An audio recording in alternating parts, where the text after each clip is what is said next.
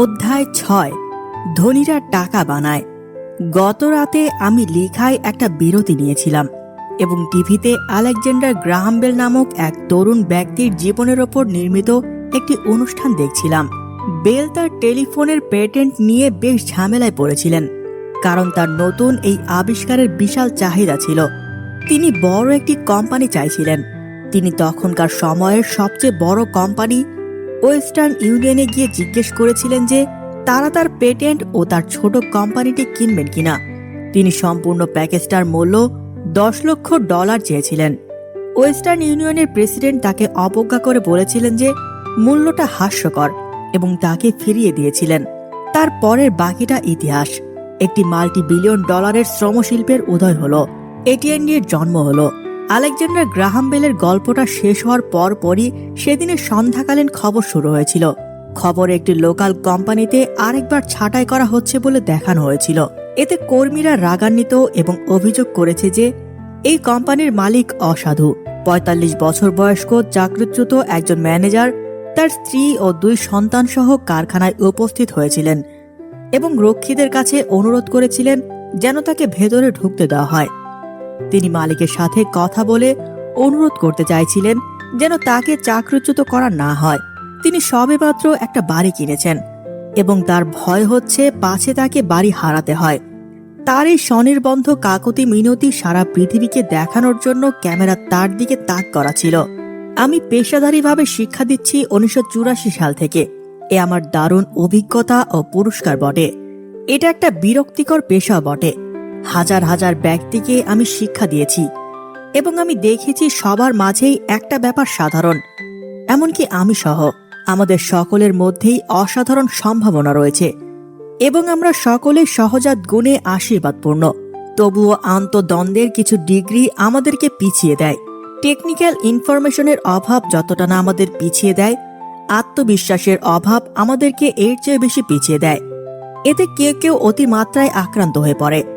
আমরা যখন স্কুল শেষ করে বের হই তখন আমাদের অধিকাংশরাই বুঝতে পারি যে কলেজের ডিগ্রি ও ভালো ফলাফল তেমন কোনো মানে রাখে না। একাডেমিক শিক্ষার বাহিরে বাস্তব জগতে ভালো ফলাফলের চেয়ে অন্য কিছুর বেশি প্রয়োজন হয়। আমি শুনেছি লোকে একে বলে সাহস, আত্মবিশ্বাস, বাজে কথা, ধৃষ্টতা, বাহাদুরি, ধূর্ততা, নির্ভীকতা, জিদ প্রভৃতি। এগুলোকে যে নামেই ডাকা হোক, স্কুলের ভালো ফলাফলের চেয়ে এগুলোই একজনের ভবিষ্যৎ নির্ধারণের বেশি ভূমিকা রাখে। আমাদের প্রত্যেকের ভেতরেই এইসব সাহস, প্রতিভা ও নির্ভীকতার চরিত্র রয়েছে। আবার এইসব চরিত্রের উল্টোটাও আছে। এমন মানুষও আছে যারা প্রয়োজনের সময় হাঁটু গেড়ে বসে ভিক্ষা প্রার্থনা করতে পারে। ভিয়েতনামে মেরিন কর্পসের পাইলট হিসেবে 1 বছর কাটানোর পর আমার ভেতরে চারিত্রিক এই দুইটা দিকই আমি পেয়েছিলাম। একটা অন্যটার চেয়ে ভালো নয়। একজন শিক্ষক হিসেবে আমি অনুধাবন করেছিলাম যে অধিক ভয় ও আন্তদ্বন্দ্ব হলো ব্যক্তিগত প্রতিভার জন্য বাধাস্বরূপ। আমি যখন দেখতাম যে ছাত্ররা উত্তর জানা সত্ত্বেও সাহসের অভাবে উত্তরটা দিতে পারছে না, তখন আমার হৃদয় ভেঙে যেত। বাস্তব জগতে প্রায়ই এমন হয়। মেধাবীরা এগিয়ে যেতে পারে না, কিন্তু নির্ভীকরা পারে ঠিকই। আমার ব্যক্তিগত অভিজ্ঞতায় আমি দেখেছি যে আর্থিক বুদ্ধিমত্তায় টেকনিক্যাল জ্ঞান ও সাহস দুটোরই প্রয়োজন হয়। যদি ভয় বেশি কাজ করে তাহলে মেধার পরাজয় ঘটে। আমার ক্লাসে আমি আমার ছাত্রদের দৃঢ়ভাবে প্রেরণা যোগাই যেন তারা ঝুঁকি নেয়, সাহসী হয়, তারা যেন মেধা দিয়ে ভয়কে দূর করে এবং একে ক্ষমতা ও প্রতিভায় রূপান্তরিত করে। কারো কারো ক্ষেত্রে এটা কাজে দেয় এবং অনেকেই আবার ভয় পেয়ে যায়। আমি অনুধাবন করতে পেরেছি যে যখন টাকা পয়সার ব্যাপার আসে তখন অধিকাংশরা নিরাপদে ভূমিকা পালন করে থাকে। আমাকে প্রায়ই এইরকম প্রশ্নের জবাব দিতে হতো, কেন ঝুঁকি নেব? আমার আর্থিক সাধারণ জ্ঞান বৃদ্ধি করার জন্য কেন আমি এত ব্যস্ত হব? কেন আমি আর্থিক সাক্ষরতা অর্জন করব? আমি উত্তর দেই, আরো বেশি বিকল্প রাখার জন্য। সামনের দিকে বিশাল পরিবর্তন আসতে যাচ্ছে। তরুণ আবিষ্কারক আলেকজান্ডার গ্রাহাম বেলের গল্প দিয়ে আমি শুরু করেছিলাম। তার মতো আরো অনেক লোক আসতে যাচ্ছে আগামী বছরগুলোতে। সারা পৃথিবীতে বিল গেটসের মতো শত শত লোক থাকবে এবং প্রতি বছর মাইক্রোসফটের মতো অতি সফল কোম্পানির সৃষ্টি হবে। অনেক বেশি দেউলিয়াত্ব, চাকরিচ্যুতি, ব্যবসা ছোট করা এসবও থাকবে। তাহলে আপনার আর্থিক সাধারণ জ্ঞান বৃদ্ধি করার জন্য কেন আপনি এত ব্যস্ত হবেন? আপনি ছাড়া আর কেউ এর উত্তর দিতে পারবে না। তবে হ্যাঁ, আমি কেন করেছি সেটা আপনাকে বলতে পারি। আমি করেছি কারণ বেঁচে থাকার জন্য এই সময়টা খুবই উত্তেজনাপূর্ণ। আমি ভয় না পেয়ে বরং পরিবর্তনকে স্বাগতম জানাবো। আমি মাইনে বাড়ানো নিয়ে দুশ্চিন্তা না করে বরং কিভাবে কোটি কোটি টাকা বানানো যায় সেই ব্যাপারে উদ্দীপ্ত হব। আমরা যে সময়টাতে অবস্থান করছি সেটা একটা অস্থির সময়, পৃথিবীর ইতিহাসে যা অভূতপূর্ব। পরবর্তী প্রজন্মগুলো পেছন ফিরে এই সময়টার দিকে তাকাবে এবং মন্তব্য করবে এই বলে যে কত অস্থির যুগই না ছিল সেই সময়টা। তখন পুরাতনের মৃত্যু ঘটেছিল, নতুনের জন্ম হয়েছিল। সেটা খুব হুলস্থুল ও অস্থিরতার যুগ ছিল। তাহলে কেন আপনার আর্থিক সাধারণ জ্ঞান বৃদ্ধির জন্য কষ্ট পোহাবেন? কারণ আপনি যদি তা করেন তাহলে আপনি খুব উন্নতি করবেন, আর যদি আপনি তা না করেন তাহলে এই সামনের সময়টা আপনার জন্য ভীতিকর হয়ে উঠবে। এই সময়ে লোকেরা দেখবে নির্ভীকরা সামনে এগিয়ে যাচ্ছে আর অন্যরা ক্ষীয়মান জীবনের চক্রকে জড়িয়ে ধরে থাকছে। ৩০০ বছর আগে জমি ছিল সম্পদ, তাই যে ব্যক্তি জমির মালিক ছিল তিনি সম্পদের মালিক ছিলেন। তারপর শুরু হলো কারখানা ও উৎপাদন এবং আমেরিকার কর্তৃত্বের শুরু হলো। কারখানার মালিকরা সম্পদের মালিক হয়েছিল তখন। আজকে হলো তথ্যের যুগ। যার কাছে যত বেশি তথ্য আছে তিনি তত বেশি ধনবান। সমস্যাটা হলো তথ্য আলোর গতিতে সারা পৃথিবীময় ঘুরে বেড়ায়, তাই এই নতুন সম্পদকে কোনো সীমা দিয়ে আটকানো যায় না, যেমনটা করা যেতে পারত জমি ও কারখানার ক্ষেত্রে। পরিবর্তনগুলো খুব দ্রুত ও নাটকীয়ভাবে হতে থাকবে। নাটকীয়ভাবে নতুন নতুন কোটিপতির সংখ্যা বাড়তে থাকবে, সেই সাথে পিছিয়ে পড়া লোকের সংখ্যাও বাড়তে থাকবে। আজকাল আমি অনেক লোককে সংগ্রাম করতে দেখি। তারা সব সময় কঠোর পরিশ্রম করে। এর কারণ হলো তারা এখনো পুরনো ধারণা নিয়ে পড়ে আছে। তারা ব্যাপারগুলোকে পূর্বের মতো করে সারতে চায়। তারা পরিবর্তনে বাধা দেয়। আমি এমন অনেক লোককে চিনি যারা তাদের চাকরি ও বাড়িঘর হারিয়েছেন, কিন্তু তারা এর জন্য টেকনোলজি, অর্থনীতি ও তাদের বসকে দায়ী করেন। দুঃখের বিষয় হলো তারা অনুধাবন করতে ব্যর্থ হয় যে সমস্যাটা হয়তো তাদের মধ্যেই।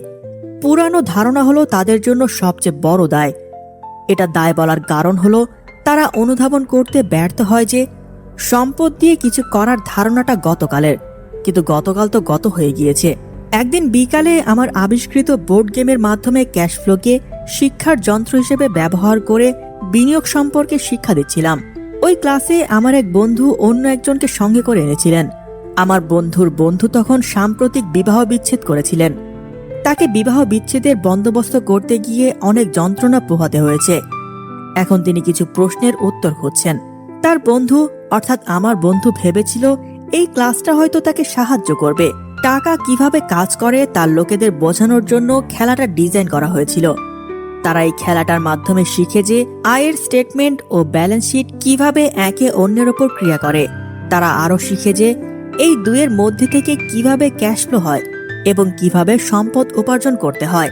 তারা শিখেছিল যে এসব করতে হলে তাদেরকে কিভাবে পর্যাপ্ত সম্পত্তির সারি থেকে মাসিক ক্যাশ ফ্লো বাড়ানো যায়, যা মাসিক খরচকে ছাপিয়ে যাবে। একবার আপনি তা করতে সক্ষম হলে আপনি ইঁদুর দৌড় থেকে বের হয়ে আসতেও সক্ষম হবেন এবং ফাস্ট ট্র্যাকে ঢুকতে পারবেন। যেমনটি আমি বলেছিলাম, কিছু লোক খেলাটাকে অপছন্দ করে, কিছু লোক আবার পছন্দ করে এবং বাকিরা তো বুঝতেই পারে না। এই ভদ্রমহিলা কিছু শেখার সুবর্ণ সুযোগ হারিয়েছিলেন। প্রথম রাউন্ডে তিনি একটা ডুডেট কার্ড টেনেছিলেন যাতে একটা নৌকা ছিল। প্রথম দিকে তিনি খুব খুশি ছিলেন, বলেছিলেন, আমি একটা নৌকা পেয়েছি। তারপর যখন তার বন্ধু তাকে ব্যাখ্যা করে বোঝাতে চেষ্টা করেছিল যে সংখ্যাগুলো কিভাবে তার আয়ের স্টেটমেন্ট ও ব্যালেন্স শিটে কাজ করে, তখন তিনি হতাশ হয়েছিলেন, কারণ তিনি কখনো গণিত পছন্দ করতেন না। তার বন্ধু যখন আয়ের স্টেটমেন্ট, ব্যালেন্স শিট ও মাসিক ক্যাশ ফ্লোয়ের মধ্যকার সম্পর্কটাকে ব্যাখ্যা করেছিলেন, তখন তার টেবিলের অন্যরা অপেক্ষারত ছিল। হঠাৎ যখন তিনি বুঝতে পেরেছিলেন কিভাবে সংখ্যাগুলো কাজ করে, তখন তার কাছে মনে হয়েছিল তার নৌকা তাকে জীবন্ত খেয়ে ফেলছে। খেলায় পরবর্তীতে তিনি চাকরি হারানোর কবলে পড়েন এবং একটি শিশুরও জন্ম হয়। খেলাটা তার জন্য তখন বীভৎস হয়ে উঠেছিল। ক্লাসের শেষে তার বন্ধু আমার কাছে এসে বলেছিলেন যে তিনি নাকি হতাশ হয়েছেন। তিনি ক্লাসে এসেছিলেন বিনিয়োগ সম্পর্কে কিছু শিখবেন বলে। তিনি ধারণাটা পছন্দ করেননি। তার কাছে মনে হয়েছে সামান্য একটা খেলা খেলে তিনি অনেক সময় নষ্ট করেছেন। তিনি তার বন্ধুকে বোঝানোর চেষ্টা করেছিলেন এই বলে যে সে যেন তার নিজের দিকে তাকায় এবং এই খেলা কোনো অবস্থাতেই তার ব্যক্তিত্বের সাথে যায় না। এই পরামর্শ দিয়ে ভদ্রমহিলা তার টাকা ফেরত চেয়েছিলেন। তিনি বলেছিলেন যে এই খেলা থেকে যে ধারণা হয়েছে তা নাকি হাস্যকর। তখনই তার টাকা ফেরত দেওয়া হয় এবং তিনি চলে যান। স্কুলের পদ্ধতি যা করে না তা করে 1984 সাল থেকে আমি কোটি কোটি টাকা বানিয়েছি। স্কুলে অধিকাংশ শিক্ষকগণ লেকচার দিয়ে থাকেন। যখন ছাত্র ছিলাম আমি লেকচার অপছন্দ করতাম। আমি বিরক্ত হয়ে পড়তাম এবং নিষ্ক্রিয় হয়ে পড়তাম। 1984 সালে আমি খেলা ও নকল জিনিসের মাধ্যমে শিক্ষা দেওয়া শুরু করি। আমি সবসময় আমার প্রাপ্তবয়স্ক শিক্ষার্থীদেরকে অনুপ্রাণিত করে বলতাম তারা যা জানে ও যা জানার প্রয়োজন আছে বলে মনে করে এর প্রতিফলন হিসেবে যেন খেলাটাকে দেখে। সবচেয়ে গুরুত্বপূর্ণ হলো একটি খেলার মাধ্যমে কারো আচরণের প্রতিফলন ঘটে। এটা একটি তাৎক্ষণিক প্রক্রিয়ার পদ্ধতি।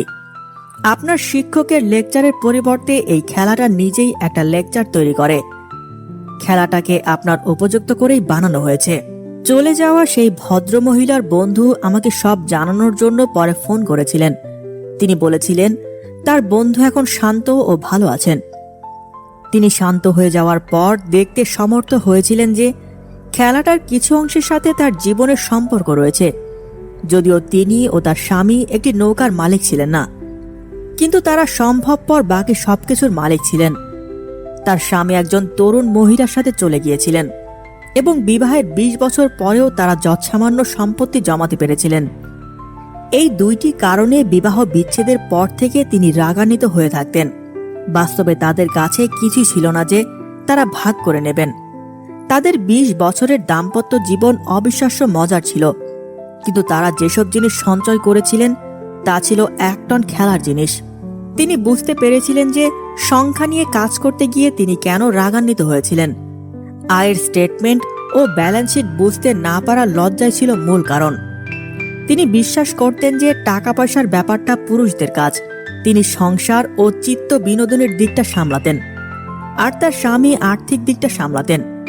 তিনি নিশ্চিত ছিলেন যে তাদের দাম্পত্য জীবনের শেষ 5 বছরে তার স্বামী তার কাছে টাকা পয়সা লুকিয়েছে। এখন তিনি নিজের ওপর রাগান্বিত, কারণ তিনি তখন এত টাকা পয়সা কোথায় যাচ্ছে এবং ওই অন্য মহিলা সম্পর্কে জানতে সচেতন ছিলেন না।